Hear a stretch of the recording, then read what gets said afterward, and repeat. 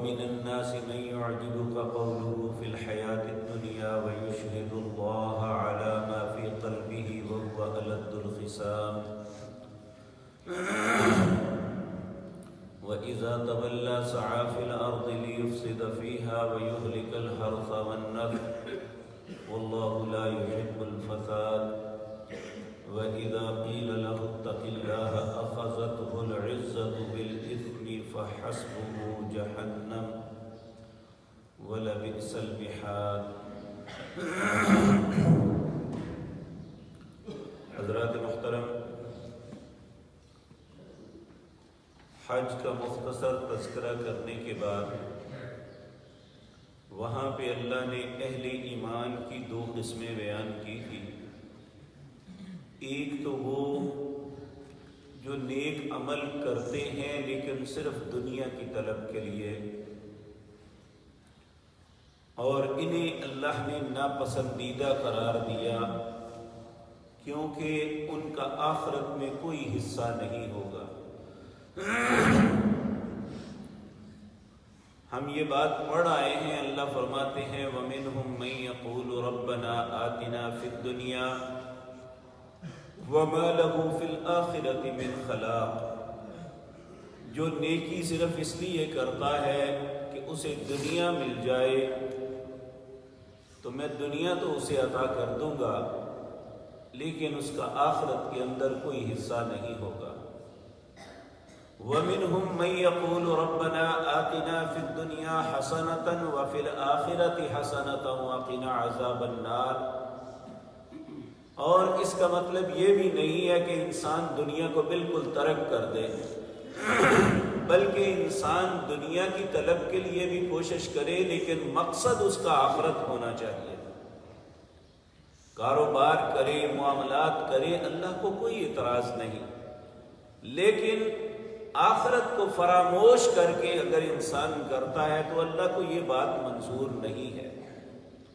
انسان کو اپنی حقیقی زندگی سے ضرور پیار کرنا چاہیے، کیونکہ یہ زندگی آسان ہے یا مشکل، یہ بالآخر ختم ہو جانی ہے، لیکن آخرت کی زندگی ایسی حقیقی زندگی ہے، اگر وہ اچھی ہے تو وہ ہمیشہ کے لیے اچھی ہے، کبھی بھی ختم نہیں ہوگی، اور اگر خدا نخواستہ اللہ نہ کرے کہ کسی بد نصیب کو برا معاملہ مل جائے تو اس کے لیے ہمیشہ برائی ہے، ہمیشہ سختیاں ہیں جو کبھی ختم نہیں ہوگی۔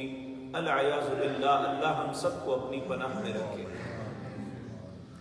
اس کے بعد اللہ دو قسم کے معاشروں میں انسان ہیں جن کا تذکرہ کر رہے ہیں۔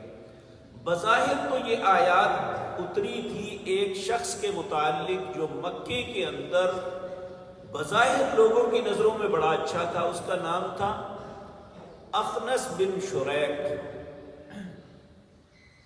زبان کا بڑا تیز تھا، اور جب لوگوں کے سامنے باتیں کرتا تو لوگ سمجھتے اس سے زیادہ خیر خواہ ہے ہی کوئی نہیں۔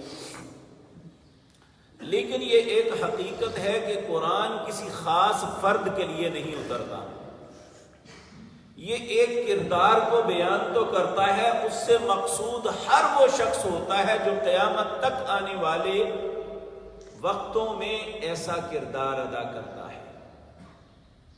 ان میں ایک کردار یہ ہے، اور دوسرا بہت خوبصورت کردار ہے، انشاءاللہ وہ عرض کروں گا۔ اس میں اللہ رب العزت جس پہلے کردار کا تذکرہ کرتے ہیں اس میں 5 خصلتیں ہوتی ہیں۔ سب سے پہلی بات اللہ فرماتے ہیں وَمِنَ النَّاسِ، لوگوں میں ایسے لوگ دیکھو گے تم، ایسے لوگ ہیں، ہوں گے اور تھے بھی،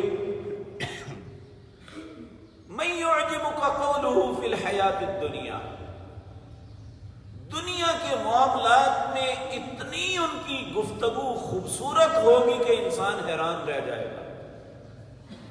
ہر معاملے میں بڑا مطالعہ، بڑا کچھ، جس طرح آج اس کی اگر آپ نے مثال دیکھنی ہو تو، ٹی وی پہ بیٹھے ہوئے اینکرز کو دیکھ لیں۔ ان کا اندر سے کردار جتنا گنونا ہے زبان پہ اتنا ہی الفاظ ایسے ہوتے ہیں جیسے ان جیسا صاحب کردار ہے ہی کوئی نہیں. اور اسی طرح ہمارے حکمران ہیں. الا ماشاء اللہ، شاید کوئی ہوگا جسے اللہ نے اس خباثت سے بچایا ہے، وگرنہ ان کی باتیں ایسی ہیں جیسے کائنات کے اندر ان جیسا خیر خواہ ہے ہی کوئی نہیں. من يعجبك قوله في الحیات الدنیا، دنیا کے معاملات میں اس کی باتیں بڑی خوبصورت ہوں گی. وَيُشْهِدُ اللَّهَ عَلَى مَا فِي قَلْبِهِ، اور لوگوں کو اپنی بات کا یقین دلانے کے لیے کہ میں دل کا بڑا صاف ہوں، قسمیں اٹھائیں گے. حالانکہ اللہ فرماتے ہیں وَهُوَ أَلَدُّ الْخِصَامِ، وہ سب سے زیادہ جھگڑالو لوگ ہیں، سب سے زیادہ بد کردار ہیں. زبان کی باتیں ان کی اور ہیں اور ان کا کردار معاشرے کے اندر اور ہے. اور اسی طرح آپ بیوروکریسی کو دیکھ لیں، جب یہ کہیں پہ بات کرتے ہیں تو ایسے ہوتا ہے جیسے ان جیسا خیر خواہ دنیا میں پیدا ہی کوئی نہیں ہوا. لیکن اگر کام کی باری آئے تو بغیر رشوت کے کرتے ہی نہیں، حتیٰ کہ قتلوں کے سودے کر لیتے ہیں، انصاف کو بیچ دیتے ہیں، مظلوم کو جو ہے اور رگڑ دیتے ہیں، ظالم کے مددگار بن جاتے ہیں. اور جب کھلی کچہریاں لگاتے ہیں تو ایسے لگتا ہے جیسے ان جیسا دنیا میں خیر خواہ کوئی پیدا نہیں ہوگا. تو اللہ فرماتے ہیں وَمِنَ النَّاسِ، لوگوں میں ایسے لوگ دیکھو گے مَن يُعْجِبُكَ قَوْلُهُ فِي الْحَيَاةِ الدُّنْيَا، جو دنیا کے معاملات میں ان کی باتیں بڑی خوشکن ہوں گی، تعجب میں ڈالیں گی تمہیں کہ حیرت میں پڑ جاؤ گے. اتنا مطالعہ، کہاں کہاں کی باتیں اور مثالیں لا رہا ہے. اور اپنی بات کے ثبوت کے لیے کہ میں بڑا مخلص ہوں. وَيُشْهِدُ اللَّهَ عَلَى مَا فِي قَلْبِهِ، قسمیں اٹھائے گا کہ میرے دل میں بہت خیر خواہی ہے. وَهُوَ أَلَدُّ الْخِصَامِ، حالانکہ وہ بہت بڑا جھگڑالو ہے. وَإِذَا تَوَلَّى سَعَىٰ فِي الْأَرْضِ، جب وہ واپس لوٹے گا چاہے اپنے منصب پہ جائے یا اسے حکومت مل جائے یا اس کے معاملات، جب لوگوں سے الگ ہوتا ہے لِيُفْسِدَ فِيهَا وَيُحْلِكَ الْحَرْثَ وَالنَّسْلَ، اس کی ساری کوشش زمین میں فساد پھیلانا اور نسلوں کو تباہ کرنا ہوتا ہے. واللہ لا يحب الفساد، اللہ فرماتے ہیں میں فسادیوں کو پسند نہیں کرتا. آپ دیکھیں جب بھی کوئی حکومت آتی ہے آنے سے پہلے اس کے اتنے دعوے ہوتے ہیں، ہم ہی اس ملک کے نجات دہندہ ہیں، ہم ہی اس ملک کو بچائیں گے. لیکن جب وہ آتے ہیں پہلوں سے زیادہ خناس، ان سے بڑے چور اور ڈکیت ہوتے ہیں. زبان کی باتیں صرف لوگوں کو بہکا کے اور یہ سمجھتے ہیں کہ اللہ کی عدالت میں بھی بچ جائیں گے. تو اللہ رب العزت فرماتے ہیں وَإِذَا قِيلَ لَهُ اتَّقِ اللَّهَ، عجیب بات یہ ہے کہ اگر انہیں کہا جائے کہ اللہ سے ڈر جاؤ، أَخَذَتْهُ الْعِزَّةُ، پھر انہیں عزت پکڑ لیتی ہے. مجھے کہتی ہوں اللہ سے ڈر جاؤ. اللہ فرماتے ہیں فَحَسْبُهُ جَهَنَّمُ، ایسا کردار کوئی بھی ہے، وہ میں ہوں یا کوئی اور ہے،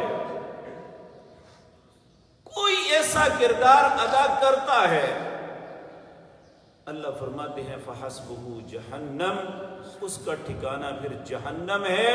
وَلَبِئْسَ الْمِہَادُ، یہ بہت ہی برا ٹھکانہ ہے.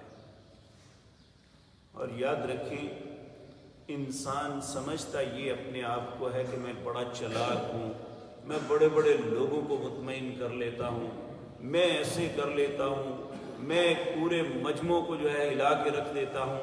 لیکن حقیقت بات یہ ہے اگر من صاف نہیں ہے تو انسان کے لیے بہت بڑی سزا اللہ نے مقرر کی ہوئی ہے. تو اللہ رب العزت ایسے کردار سے ہم سب کو محفوظ رکھے کہ زبان کے تو ہم باتونی بہت ہوں لیکن عملی زندگی میں ہمارا کوئی بھی کردار نہ ہو۔ اے اللہ تو ہم پہ رحم فرمانا، ہم سب کو نیکی کی توفیق عطا فرمانا، صرف زبان کی حد تک نہیں، اے اللہ ہمارے دلوں میں ایمان کو مزین فرما دینا، اسی پہ زندہ رکھنا اور اسی پہ موت نصیب فرمانا۔ اقول قولی ھذا واستغفر اللہ۔